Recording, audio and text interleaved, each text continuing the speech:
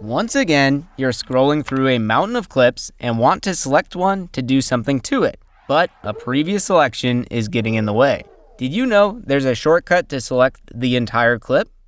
To select the clip at the playhead or skimmer, press X. Here's how it works. First, to see the effect, press I and O to mark part of a clip. Then hit the X key and look.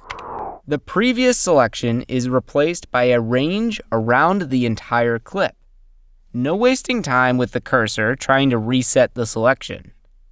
X also works on the timeline to select a clip under the playhead or skimmer locations. Ready for more tricks? Check out anawesomeguide.com. See you there.